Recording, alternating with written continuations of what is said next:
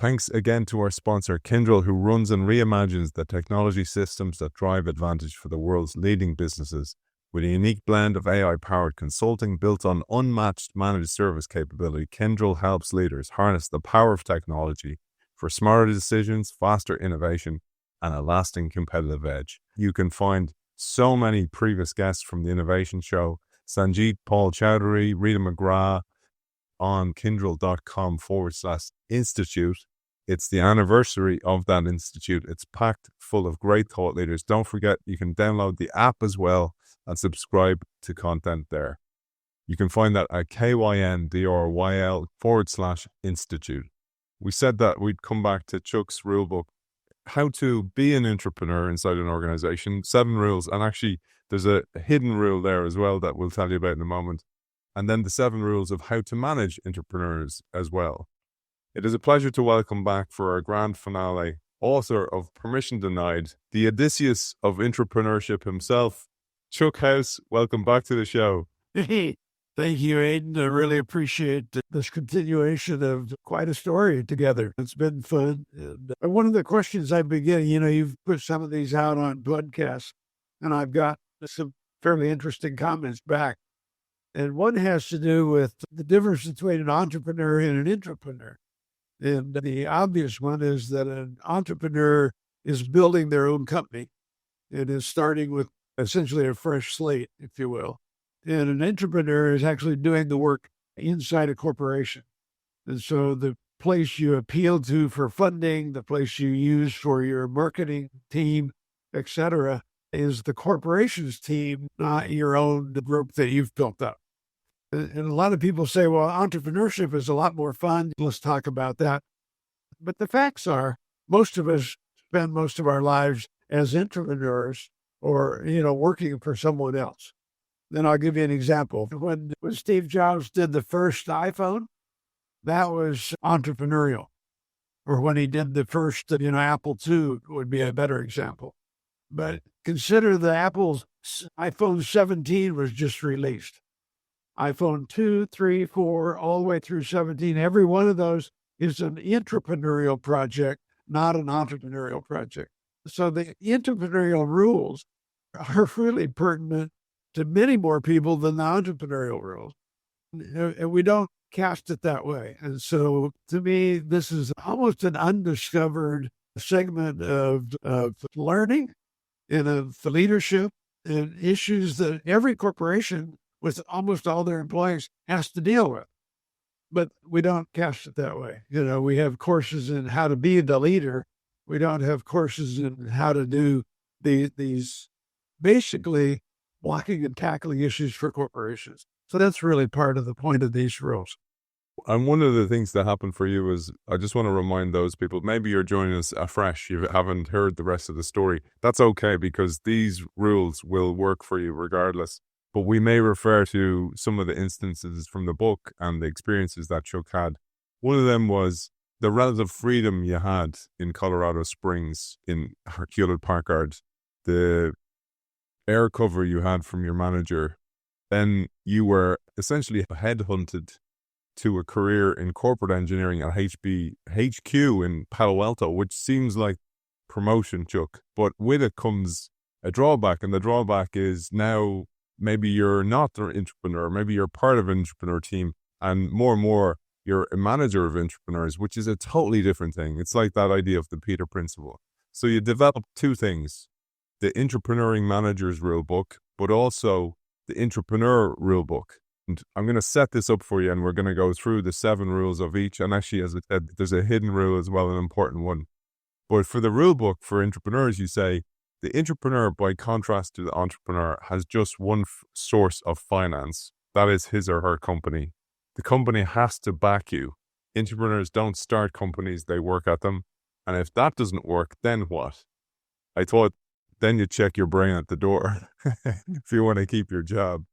But as an intrapreneur, you are perennially selling yourself, both inside and outside the company. And you benefited from a manager who gave you air cover, as I said, back in Colorado, but you didn't have that anymore. So you had to develop these rules, 7 rules to describe important leadership choices by which an intrapreneur can operate.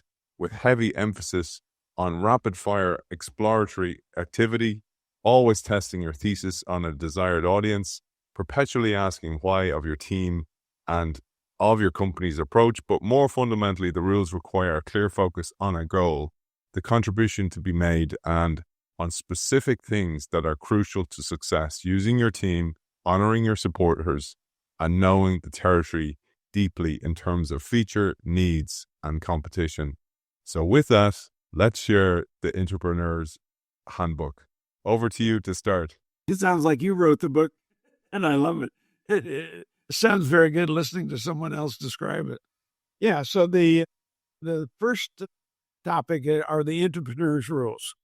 And I basically list them here. I list all 7 here, but I'll take them in turn. The first one is make a contribution. And the point of this came from Bill Hewlett directly. It was, we are not looking for incremental improvement. We're looking for fundamental change. And the metric we used to use is if it's 10 times better, that's probably significant. If it's 20% better, that's a very small incremental improvement. And so the question is, if you come up with something that's 10 times better, almost by definition, it gets rid of what was prior. So you've almost immediately built a dichotomy where what you're going to do deletes everything you've done. And you can imagine not everyone is thrilled with that. A lot of the people busy with today's projects think that's really kind of crazy. They could do incremental improvement easily. It's almost like, well, let me give you an example that we would all know, and that is Apple pioneered computing, and then they did music with the iPod, and then somebody said, well, if you could do music and a computer, couldn't you do both in one device, and we'll call that a phone? And they built the iPhone, and it got completely ridiculed in Silicon Valley, and especially by Motorola and the Finnish company building phones, on the basis that the sound quality of the telephone call wasn't that good. And Apple is saying, well, but it's good enough. It's good enough, but you also get music and you also get computing and you get the web, and yeah, but the phone quality isn't any good. I was in meetings with Motorola where the entire executive team was complaining that this thing wasn't a good phone and missing the point of the contribution that it was. So I say, make a contribution that's big enough to have impact. And one of the ways you can tell how much impact it has is by how many people it stirs the emotions.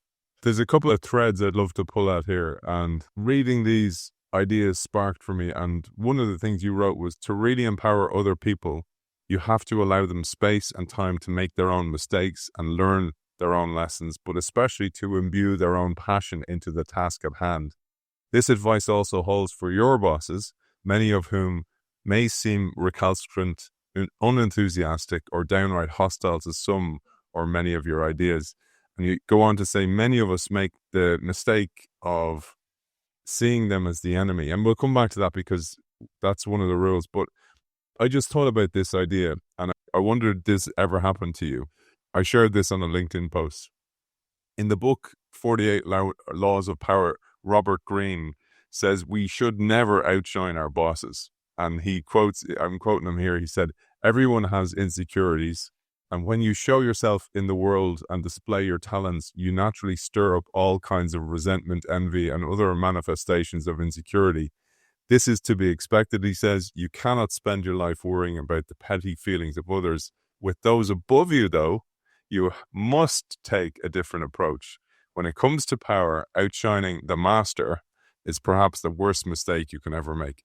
That came to mind at this point because I'm sure you've done that, where there was corporate jealousy, especially the times when you were being celebrated on the magazines as well. I love that set of points, and we'll talk about that. So point 7 of this says, honor your bosses.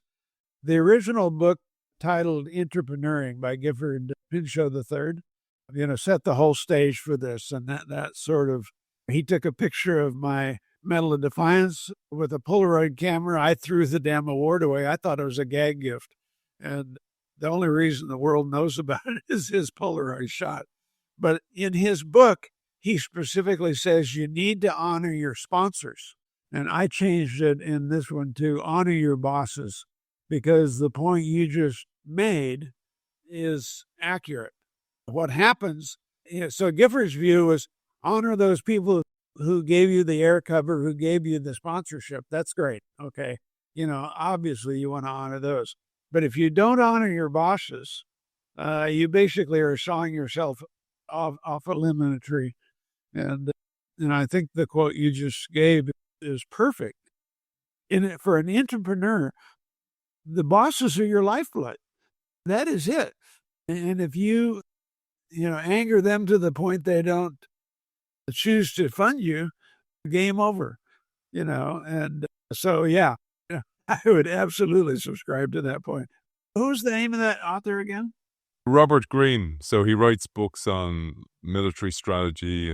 This book is called The 48 Law. Or healed that one pretty well. Yeah, I know. When I read it, I was like, oh no, that happens in organizations all the time. But you shared a great example, and this was honoring the Palo Alto leadership who forced you to enter the product development system business. So the PDS. Right. They weren't high on your list of favorite folk, you say, and you spent considerable time debating how to sell your bold new PDS definitions.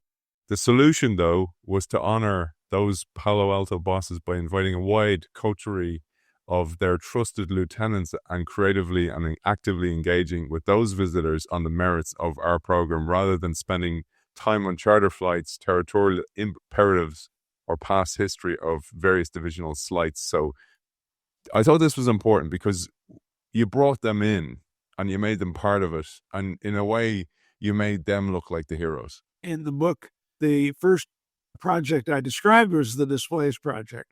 And at the end of it, I gave a fairly passionate discussion about what happens with a new, and we had a bunch of people from Bell Laboratories visiting, and a nice venue to have a great speech. And I gave this talk about when you have a great idea, people ridicule it or ignore it, and then they try to change it, and then they claim credit eventually. So it was that little tongue-in-cheek thing. And walking out of the meeting, my Dar Howard, the second-level boss, put his arm around me. He said, "My God," he said, "you are an incredible public speaker." He said, "That was a fantastic speech. It would be good enough to be on television. In fact, I think that'd be a good place for you to be spending your next career." And he took me out of my job because I basically had blistered him and his, I'd basically thrown both of my bosses under the bus.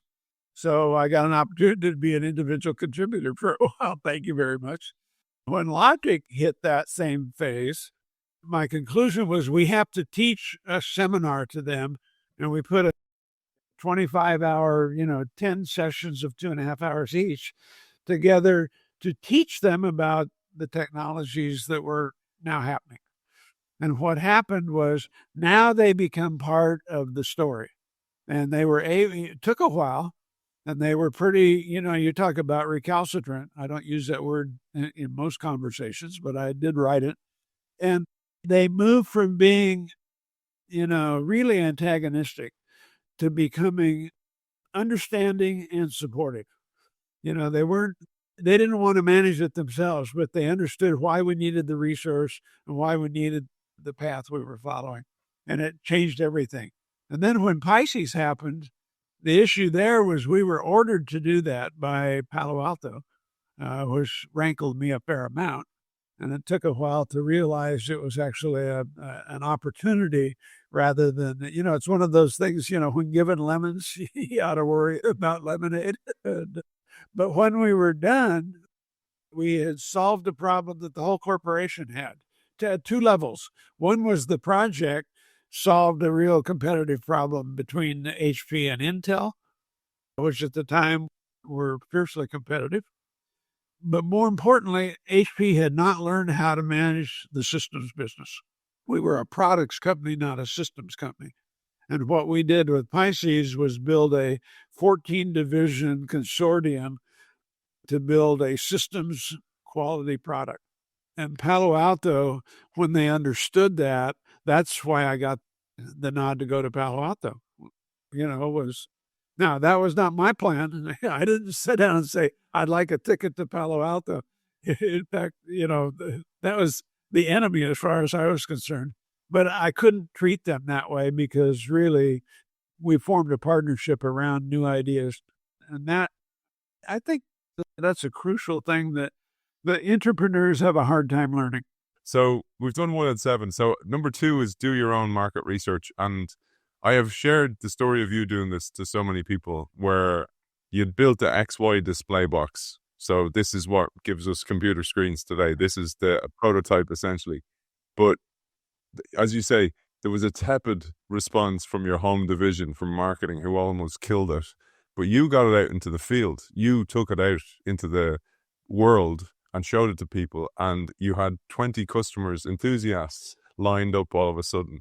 So the key of you doing that work versus handing it to somebody else who probably doesn't really deeply understand it, but also doesn't really understand how to present it to people is absolutely key. That's true. I can think of several other examples. When we started the logic business, the same thing.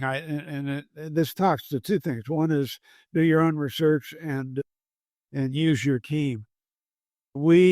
Our conclusion was we didn't know. We were analog circuit designers, basically. That's what oscilloscope technology was. And we're purporting to build tools that will measure digital signals. Well, we didn't have any digital designers. So we had to go see them. And the notion was, how many do you want to see? And I had a team of 20, and I said, every person has to spend a week in front of a digital designer somewhere this year. Come home and describe what you saw. And what happened was we got, people went out and saw TTL logic, they saw ECL logic, they saw low frequency, high frequency, intermediate frequency, they saw synchronized systems and asynchronous systems. And so it was a cacophony of conflicting kinds of data. But as you listen to the set of people, we were able to coalesce around something that none of us understood. It's the Indian proverb about the elephant. One guy's got the trunk and one guy's got the leg and one the tail. And they're all trying to describe something imperfectly for just the piece they saw. And so my point about do your own market research is you've got to be part of that research in the field so that you have some way to ascertain truth versus bullshit. But if it's a big problem, you've got to use the whole team to do it. And the beauty of that is the whole team then together will kind of start to share the same viewpoint. Or you're bringing them along faster than you would if you did the work all by yourself and then tried to explain it to them. It's just a nuance, but it's an important one. The know your competitors, I'll tie in there because one of the best ways to do things is to find out where they're successful and why they're successful. We had the good fortune to actually stand in one of our competitors' booths for a day and show their new product to their potential customers. And talk about an unusual situation. But you can do that. You call on a prospective customer, they've got the competitor's product there. You just ask them, how are you using that? And what else would you need that it doesn't do? And then to my way of thinking, I want to know who the people are inventing those.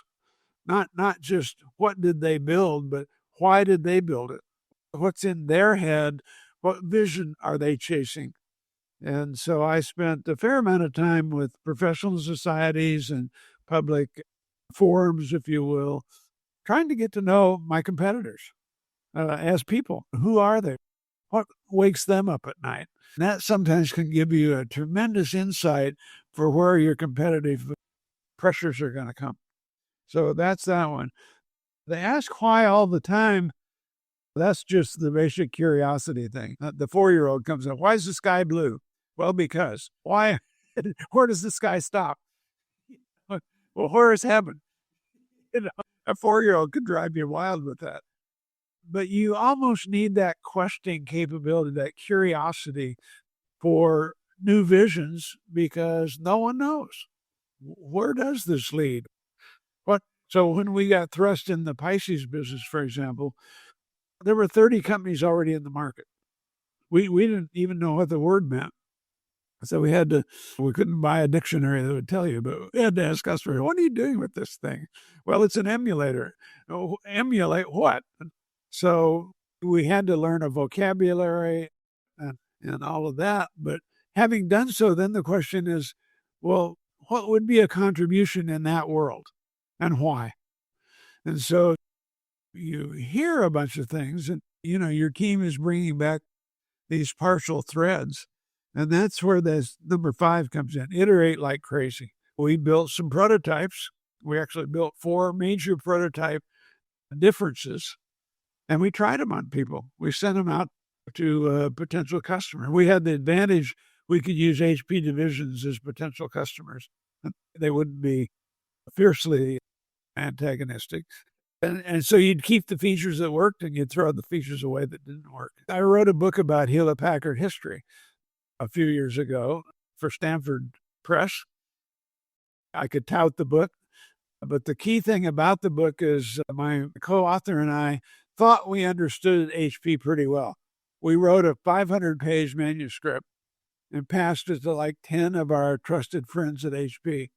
Almost uniformly, they said, this is bullshit. I mean, they said, you're telling your story. You're not telling the Hewlett-Packard story. Well, how would you come at that? Well, so we interviewed 500 people and coalesced a story out of that. The next version we wrote read like a high school yearbook. It was about the dullest thing. It was factual. Here's what happened, and then in June this, and then in September this. Well, who the hell's going to read that, So the third pass, 7 years later, we got a manuscript that we felt had some heft and some excitement to read it and pass the muster of the HP people who said, wow, this does capture the corporation. So the iterate like crazy works not just in product design, but in all sorts of things. And Chuck, I wanted to pull out a few of those because I'll come back to a couple of them, but this one, while we're on iterate like crazy, I'm sure with your book as well, you had to actually delete some chapters, and some chapters you're like kind of going, oh, I think I should have that, but I can't. But this also applies then to intrapreneurship, because you say entrepreneurs have to be able to kill their own ideas. Absolutely. And that is really tough. You did it well with the DWOOC, but it is a difficult thing to do. Well, when you're writing a book, that problem hits you all the time. When you're doing interviews, I call them PIP interviews, previously important people. I've interviewed almost 1,000 people for the Computer History Museum, for IEEE, for ACM. I did it for the Cisco Foundation, and you have an hour to 2 hours with people, and you're choosing as the interviewer, and they're choosing as the interviewee what to say and what not to say. And, volumes get left on the table. It's like editing a film, the outtakes are sometimes the most interesting. On that, Chuck, like one of the things I find very frustrating is, like you were saying, how in-depth these interviews are. What mostly happens is you'll get sent a book and you'll get sent a list of questions to ask the author. And I kind of find it a little bit insulting that somebody else will send me what they think is important from the book, versus when you read a lot, this. I can see your shelves there behind you for those people looking at us on YouTube. When you read a lot, you end up activating different parts of what's relevant, but what's also relevant to your audience then versus what someone else thinks is relevant. I think that's the key thing. And it's like everything in life when you have a bit more experience. Yeah. Those bookshelves, by the way, are fairly empty because we're packing the move. And we just culled 600 textbooks of, histories of this company and that company and all. I've been an inveterate collector of all this stuff, but oh, sure, it's probably worth a fortune. But you were saying about the idea of being consistently curious, and we'll come back to that, about asking why all the time. And this was rule number 4: ask why all the time. But one of the things, and I'm just linking in some of the book here, some of the stories you shared, was, remember the time you went to a customer, and you weren't at the customer for this reason, but you were looking at their scopes and there was missing parts. And you stopped to inquire and kind of go, what's going on here? Why is there several parts being removed? And they explained that it didn't work the way they wanted it to without removing them. And this led to a huge insight for your display box. Yeah, and, that was one of those epiphany moments. I'm on the tour to see this stuff at a military provider, and usually you don't get into those kind of environments, but I was allowed in. It wasn't confidential, but it was a privileged opportunity. Pieces of equipment, these Tektronix scopes, are sitting there with blank panels or actually just holes in the panels. And I'm what the hell? These look incomplete. What happened? And they said, well, those parts got in the way of the measurement, and they had some dielectric coefficients that were changing with humidity and whatever. I don't remember the detail, but they knew the detail had to be fixed by removing the parts.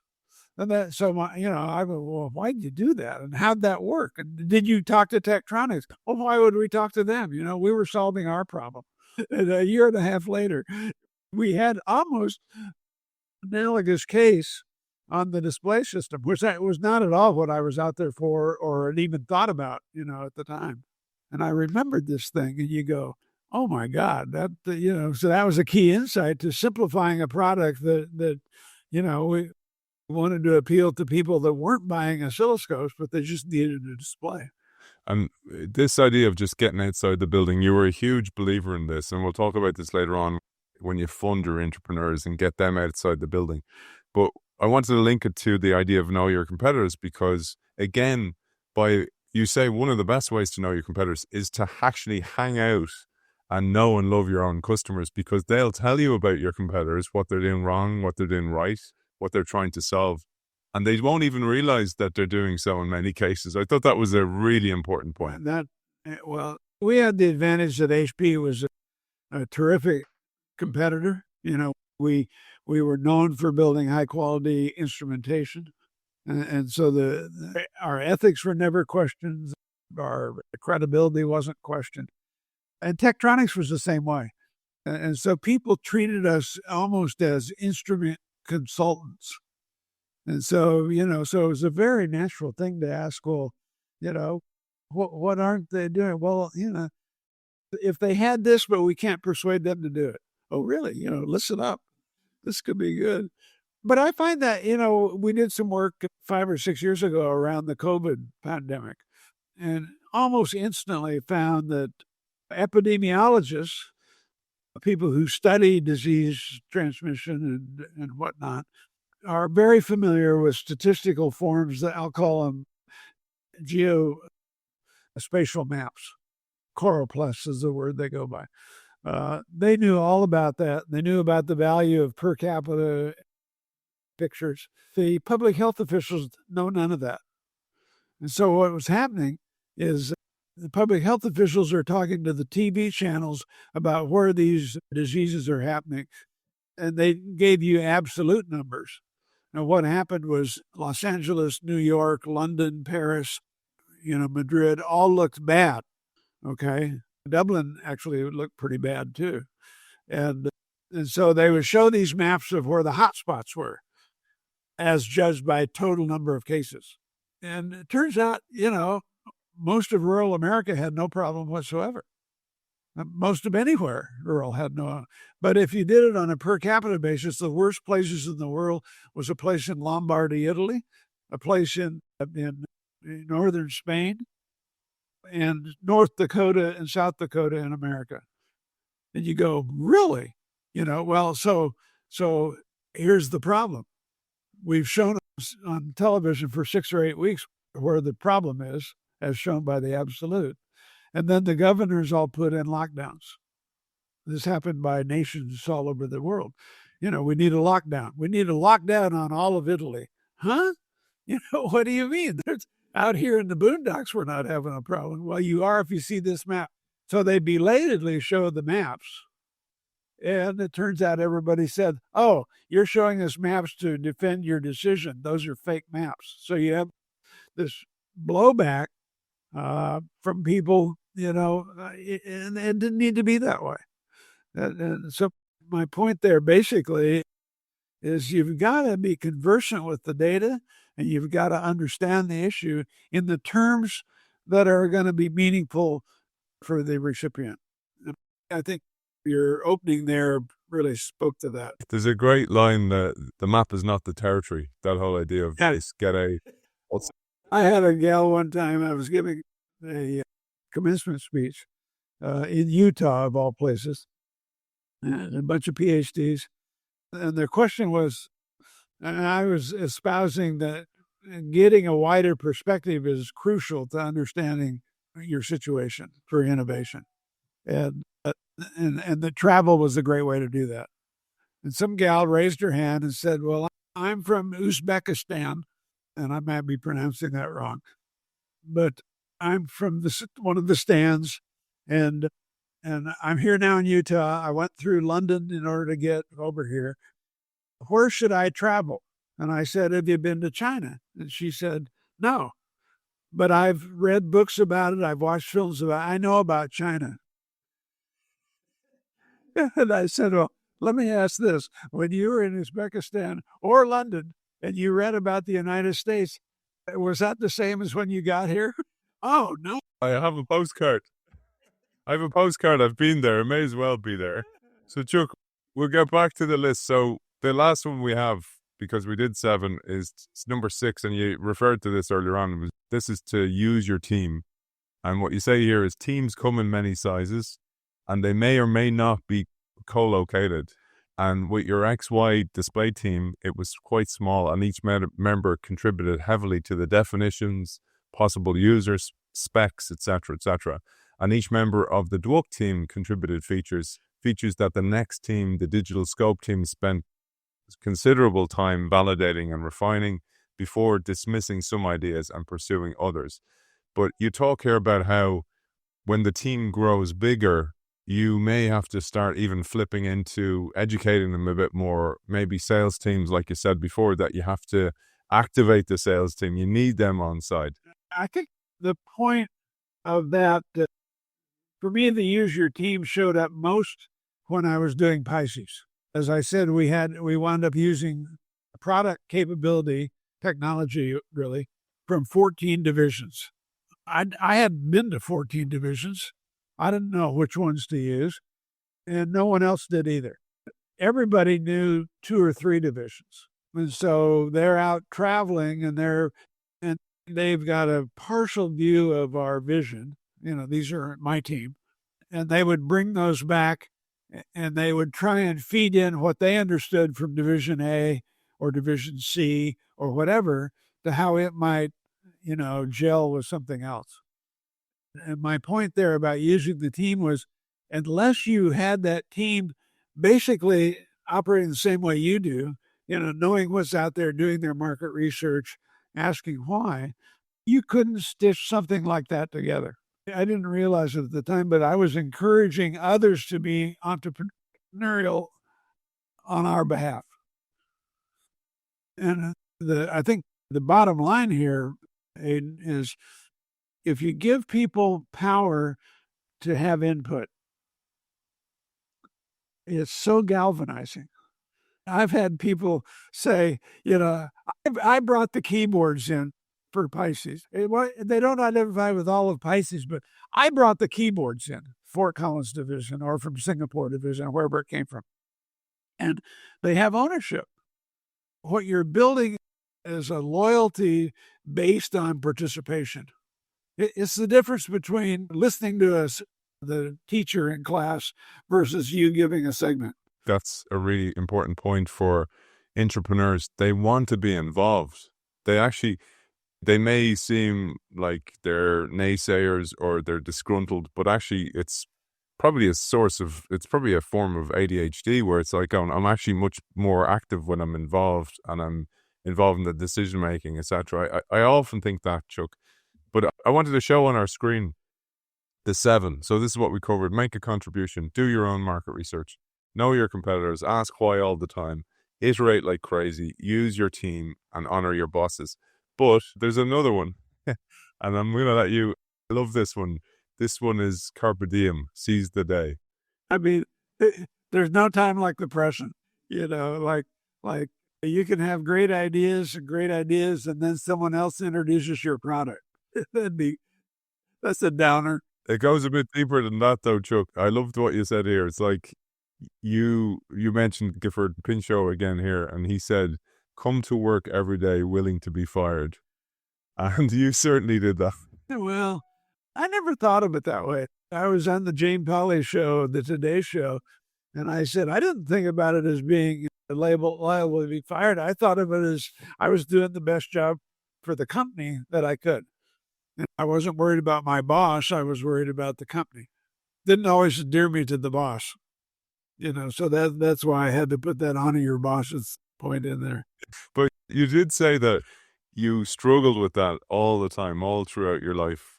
And later on, you actually say, and this is a nice segue to get us into the entrepreneur side, because you say being an entrepreneur is much easier, you concluded, than being a manager of one. So no question. You're showing empathy here for actually, well, those poor guys have to manage somebody like me. But that insight helped you then build the entrepreneuring manager's playbook, which fuels the last chapter of the book. So we're going to do this, and then we're going to do a last episode where we're going to share some of the tools that Chuck has developed. And in particular, he's been inspired, hopefully partly by this, Chuck, to write more of the book, to actually do an updated version as well with new rules, new tools. And we're going to give you a little hint of that, little tip of the hat to the future in the next episode. But let's get into these, Chuck. Sure. The first is to develop the vision and mission before strategy and tactics. Well, so we've shifted to the entrepreneurial manager side. So I think the issue I had going on in my own mind as we moved to Pisces was I had brought, for the displays business, for the logic analyzer business, I was a key part of the set of ideas that we embodied. So I had some of the original vision, maybe most of the original vision. I'll say some of it. And I was carrying out my ideas, if you will, in these products. Okay. Pisces, we were told to do it. And in particular, being told to do it, they weren't my ideas at all. I didn't know the field. I didn't have any perspective on the field, but we're being told to do it. And the question now, given that I've got a number of entrepreneurs I've trained, working for me, and we're going to be assigned to this thing we don't know anything about, we can use they can all use the entrepreneur's rules, but I can't. I have to manage them in a situation that I don't understand, and I don't feel good because I'm not able to contribute anything technically. So what's my role? And as I almost had an identity crisis, and as I reflected on it, and this might have taken more years than I'm going to describe here, I realized that I had moved to becoming a manager of entrepreneurs and not an entrepreneur myself. And that the rules that I had to guide them by were radically different than the rules I used as an entrepreneur. So that's where this list came from. And as time has gone on, I've realized this is the piece we don't teach anybody. We teach how to be a manager to schedules and targets and costs and features. And, you've got Gantt charts and PERT charts and agile technology and the lean design skills. And we tout all that, and we teach that in the business schools and in the technology schools. But we don't teach how to manage these mavericks on these things that are truly, breakthrough and contributing, where they're running up against the same obstacles I ran up against. So that's where this list came from. And to say you have to develop the mission and vision first is you have to have some idea where you're trying to go before you can decide how to guide somebody to go there, right?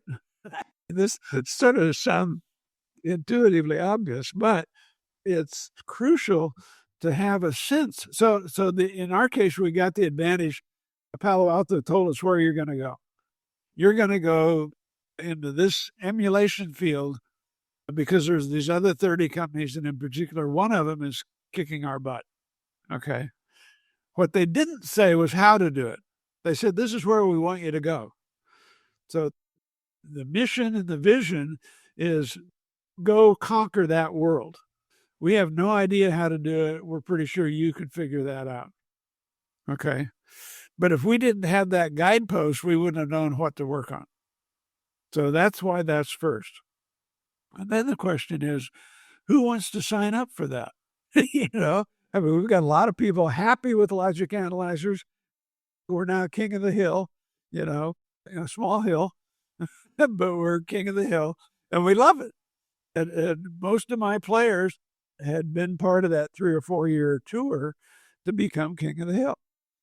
And so you say, who wants to volunteer for a whole new assignment in an area none of us know anything about? And about 4 people stood forward. Out of by then we had maybe 40. And so 10% raised their hand. And so identifying them was pretty easy.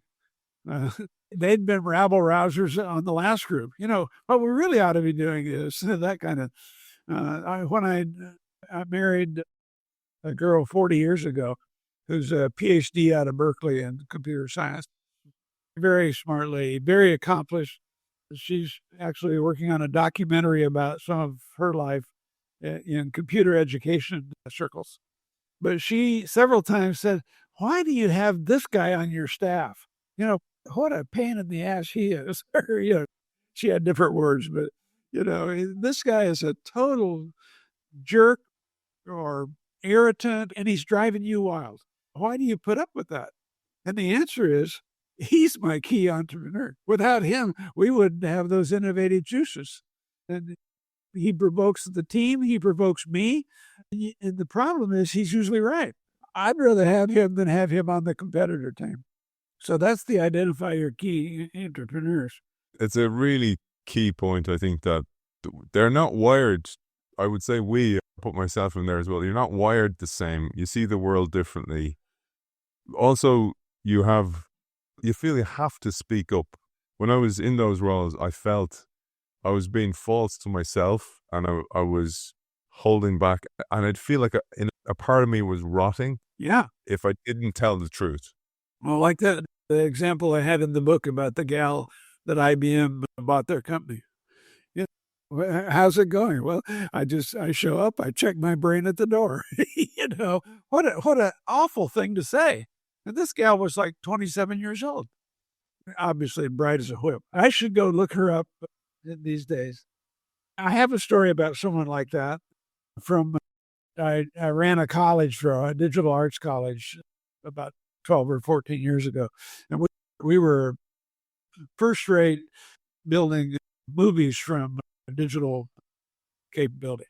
And it doesn't matter how I got them together, but I got the whole group together, and I said, we are getting a new teacher and a couple new teachers and some new people. We can add some new courses. What would you like? And this was maybe 2011. We'd like to do swarming robots, and we'd like to do some artificial intelligence, early actually machine learning stuff. And we'd love to do some high security stuff. Okay, so we went through all that. And then one gal in the front of the row, and I'd never heard her say anything, African-American young lady, and always so shy and painfully shy. And she raised her hand and said, I'd like more math.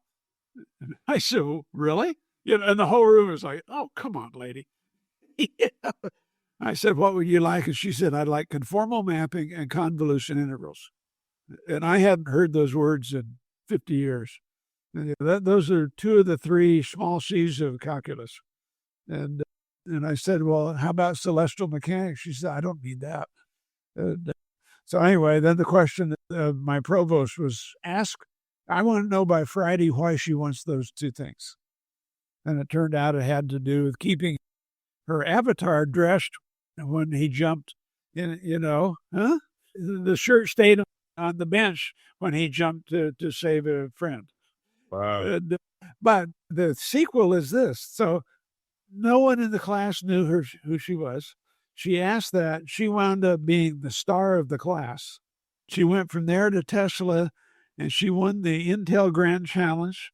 And now she's at, where is she? She's at Google doing, and today she's 30 years old. I mean, there was an entrepreneur in training just going at it. So it's easy to identify them sometimes. And as we'll talk about in a moment, you have to empower them as well. So number 3, and this one, I thought it's the least intuitive of them. Define your development and speculative portfolio. And the question you ask here is, how do you help your entrepreneurs to get more grounded? Well, include them in your strategic planning meetings, empowering them to put their ideas forward in a group setting, just like that lady you mentioned. So what I thought there are two things that drive that point. The first is section 4, which we haven't really discussed. Now, we discussed it a little bit, I guess, in the last session. But the point is, you can think in terms of a project. You can think in terms of a program has multiple projects in it, and a strategic cycle has multiple programs in it. And so there's a time sequence to these, and they unfold. But there's a lot of things that happen in a portfolio. Okay. And so what happens if you've got these entrepreneurs bouncing around with great ideas? Not every idea can be pursued in the first round. And so one way I dealt with it, once we had a big enough team that this mattered, is you would essentially, I won't say pigeonhole, but you would position ideas, that'll work in phase 1. This will work better in phase 2. And so you design a portfolio of introductions around a strategic cycle. So what we did with Pisces was we have to master 2 things. The controller mechanism. We're going to have multiple terminals. Is it going to be a master controller, or can it be a shared control system? And how do we tie the advantage of all of the peripherals of HP, disk drives and printers and all that, in to make a coherent system? So that's phase 1. Phase 2 is, what emulators are you going to tackle? And phase 3 is, what ancillary tools are you going to put around the emulators so that this becomes essentially a design to customer support environment? And so, what you do when you build a portfolio plan like that is you give different people who have different ideas, some of which are pretty fledgling, aren't very well thought out.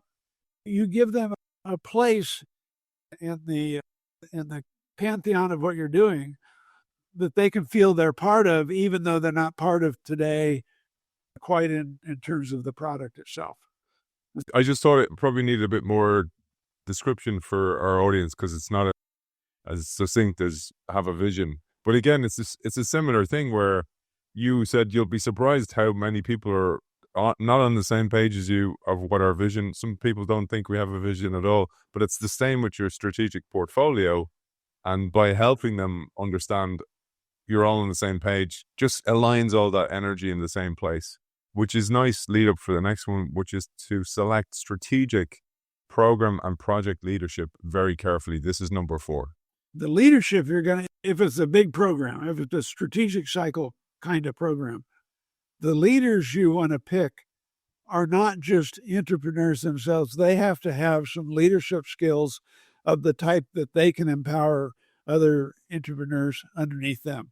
So it's kind of a 3-phase thing. I'm going to manage entrepreneurs, but I'm also going to manage some people that I'm training to be leaders of entrepreneurs. And the problem you have with a lot of entrepreneurs being managed by people who aren't good at it is they turn them off. Well, you can imagine for a sizable program, if you pick leaders between you and the entrepreneurs who turn them off, you've basically just shot yourself. And so the question is, can you find leadership who understand both of these charts? Can you develop one? Can you pick people from the intrapreneurship charts who can learn the skills of the entrepreneur leadership parts? And so that's what I mean by select your leadership carefully. And it's tough because, well, first of all, as I've mentioned before, no one teaches this.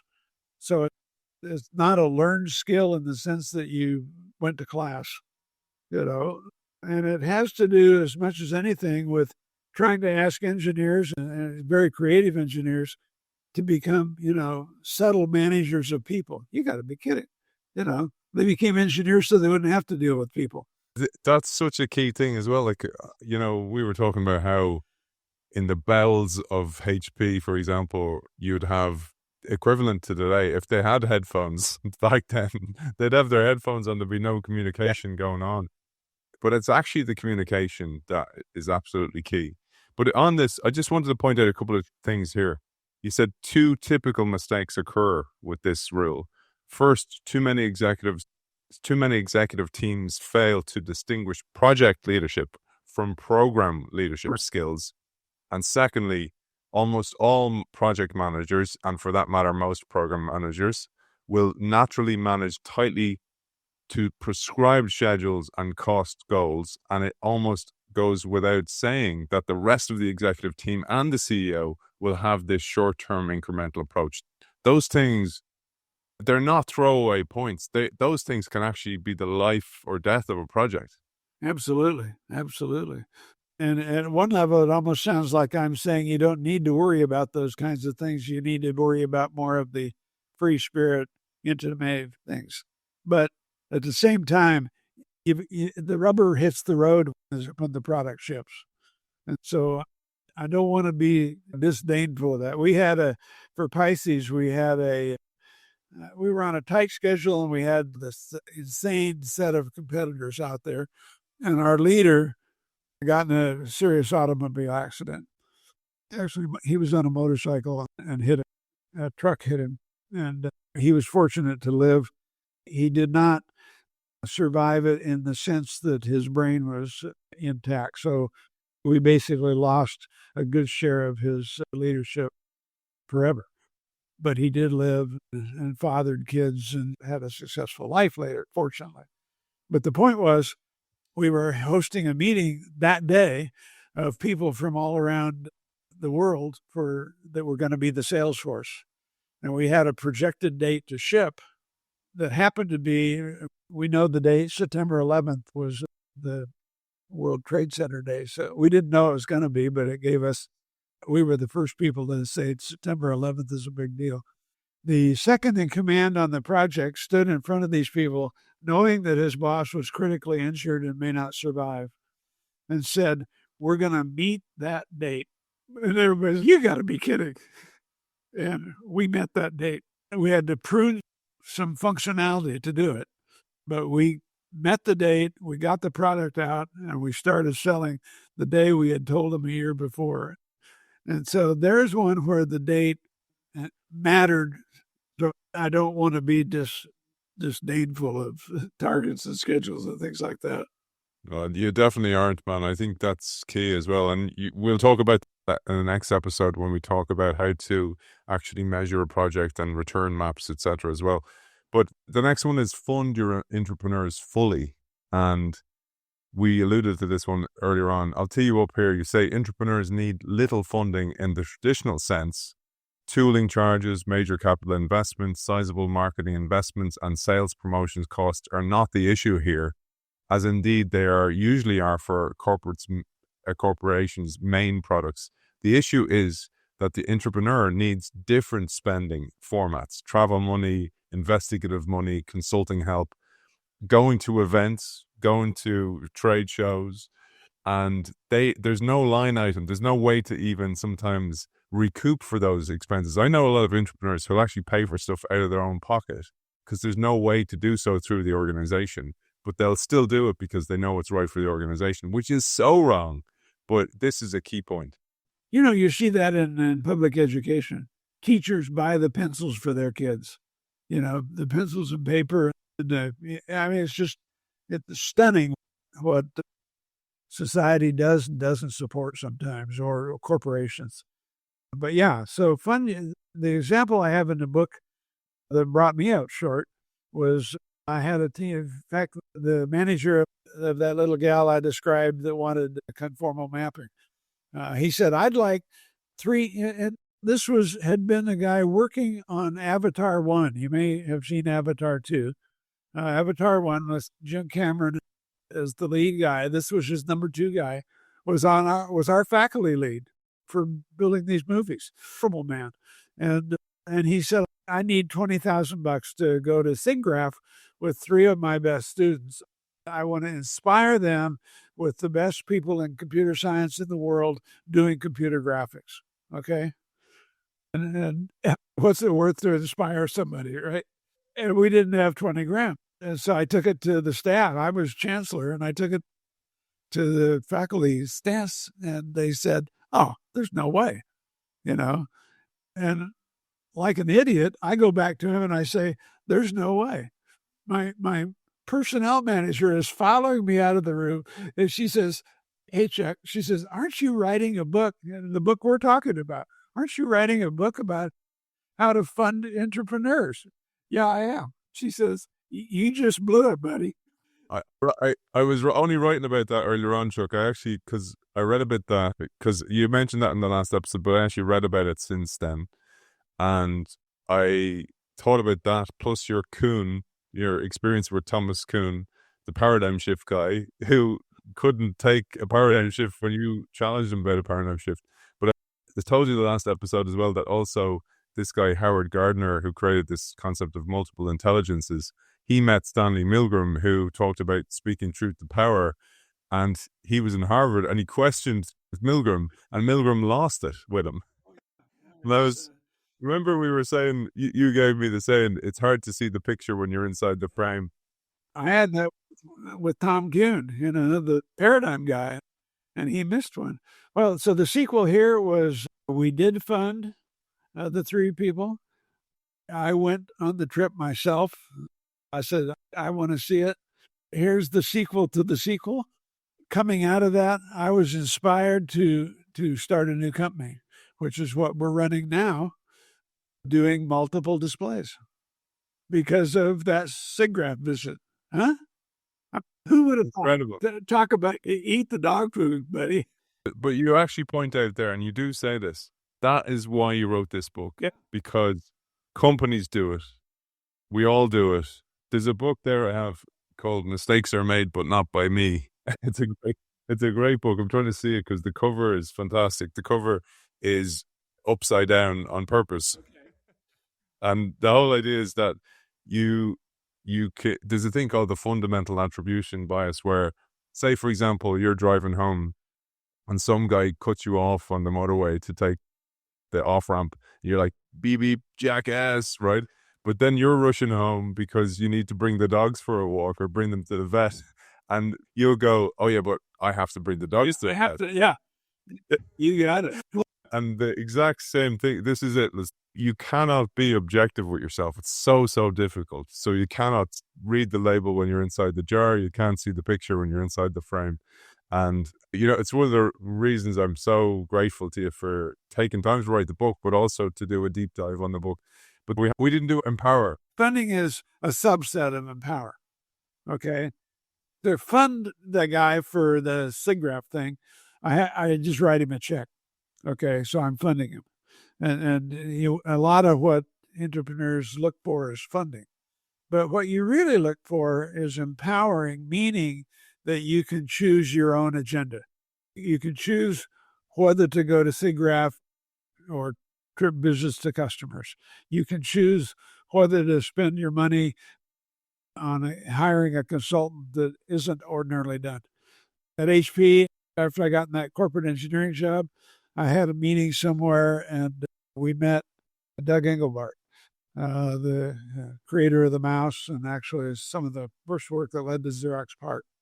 And I said, hey, I met you 17 years ago. You used my display for something. And he kind of remembered. And then I said, what? And he was working for, I don't know, McDonnell Douglas or somebody in a dumb shit role. And I said, his company had been bought, and that kind of thing. And I said, what would it take to hire you as a consultant for this project I'm doing at HP? And he said, well, and had a way. And all of a sudden I have like one of the more famous guys in Silicon Valley working on how to build the HP communication system. It blew everybody. How did you get that? Well, I was empowered. And that's what they said. How did you get the power to hire him? And I said, I didn't know that was a question worth asking. I mean, I just took it for granted I had that power. But most people don't take it for granted. And so empowering is a much broader thing than funding. And I just wanted to make that point. Thank you. And that's number 6. Let's bring it home, Chuck. Let's bring it home. Number 7, redefine your program reviews. So up until then, I had pretty much run all the reviews. And we ran them for local management. But with Pisces now, our constituents are Palo Alto, and they're not local. And our constituents are the computer sales force as opposed to the instrument sales force. And so the question is, you ought to provide reviews for them so that they can know what you're doing and so that they can essentially help audit and help guide what you're doing, right? That's the purpose of a review. Well, they would come in and they would ask questions from their frame of reference, but the frame of reference would derail our program. I mean, they didn't know what they were supposed to ask, is the right way to say it.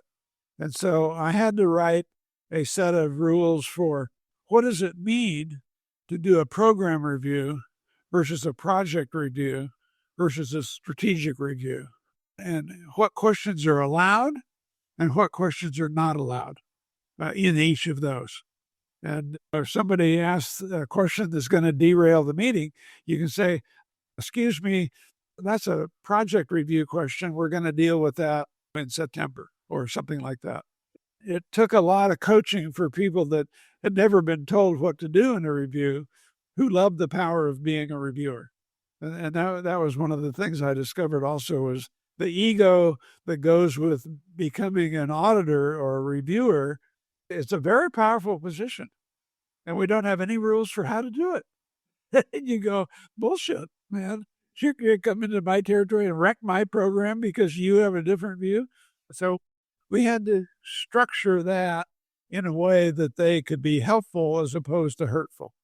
And they weren't trying to be malicious. It was just, they just didn't know. So that's why I spent time on that. And there's, as you say, like they cannot be measured the same. You say here, traditional program reviews are built for sustaining businesses, right. Incremental stuff, the iPhone 17. Yeah. So they emphasize schedules, forecasts, and delivery against plan. The logic breaks down for entrepreneurial work. For example, like you said about Apple, speculative programs require different review discipline, one that recognizes uncertainty rather than punishing it. I thought about this, Chuck. This one really got me thinking because I was thinking about how, I don't know if you know this, but when Apple did the Apple I and the Apple II, the Apple I didn't sell that many. I think it was a small number, like 500 or something like that. And they were delighted. This is when it was the old wooden case, etc. Wozniak and Jobs, delighted with this, got huge rewards for this. But because they had no schedule to meet, or they didn't know how many they'd sell, etc., they were delighted. But then later on, when Apple IPO'd after the second Mac, after the second Apple, they then were under totally different observation. Right. And the whole company changed. And with the Newton, when they created the Newton, they sold loads of the Newton, but they didn't sell what they expected to sell. So it was seen as this massive failure in the company. And you go, how is that possible when it's a brand new product? And this is a thing, it's the context, isn't it, that kills so many ideas. Well, so I gave the example in one of our talks about the 16.6 million goal, and we hit 12, and it was a massive failure. I did a study of Apple with the iPod. The iPod was basically a gamble by Jobs. He was really having trouble reviving Apple when he came back. He went 7 years before he made profit coming back. Isaacson left that completely out of the biography. But the point was, he had this passion for music. And so he built the iPod, and his forecasts were, I've forgotten what they were, but they were up and to the right, and it was going to go to like 1 million a year kind of thing. Well, the first 3 months were on target, and then it leveled off. But he has the second version in development. And people within the company were urging him to drop that. The thing didn't work. He said, no, it'll work. The second one came out, and he made forecasts of like 4 million for this thing. It goes up to about 1.5 million and flattened. And now, what are you going to do next? And he said, what I'm going to do next is the Nano.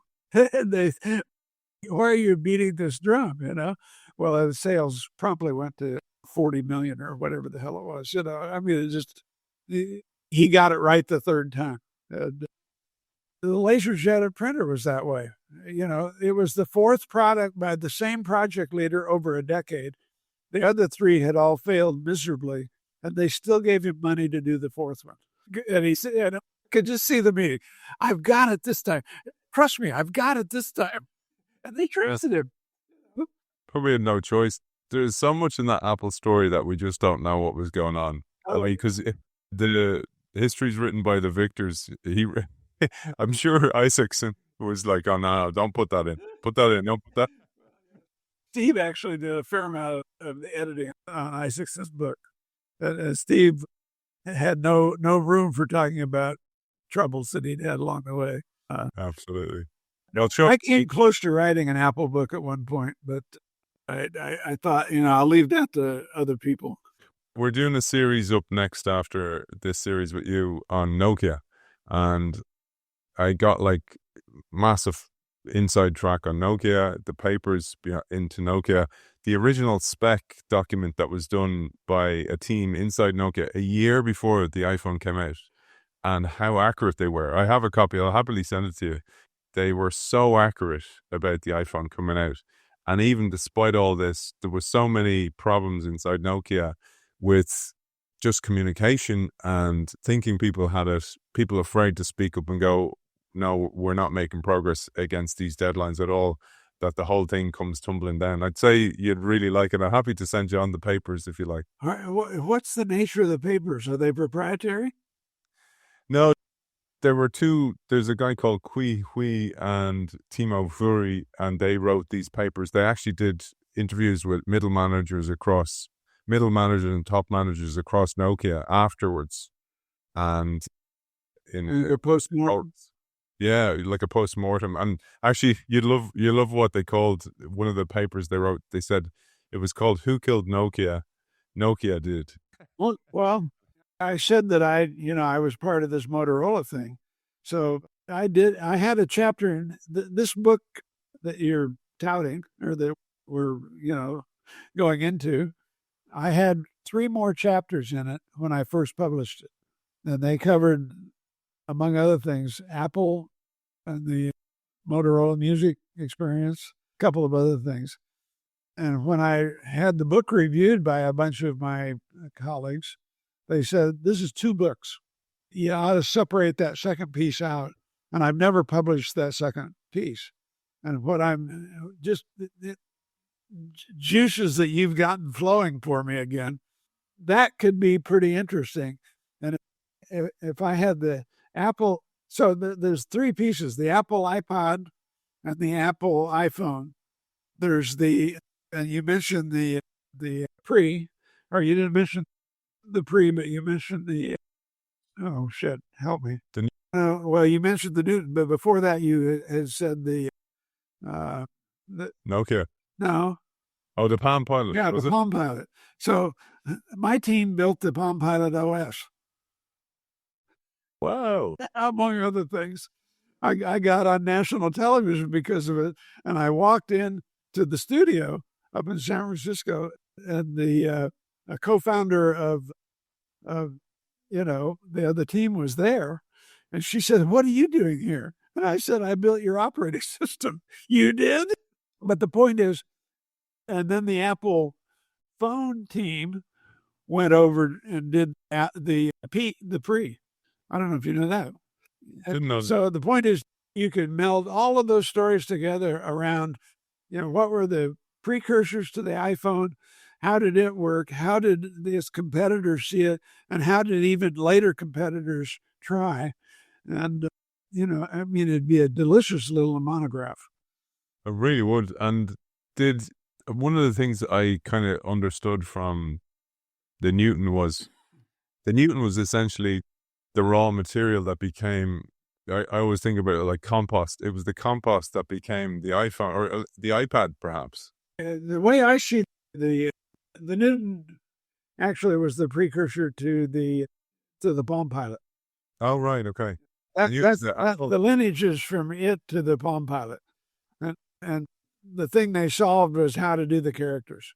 Oh, okay. The problem the Newton had was you had to write in a prescribed way, and nobody could learn the alphabet basically, because it was almost symbolic, but they were on the right track, and there were several iterations in the meantime, but the Palm Pilot, particularly with the automatic feed, which destroyed your phone bill, but, the automatic update stuff, that then was the first of and actually the predecessor to both of those was the HP handhelds.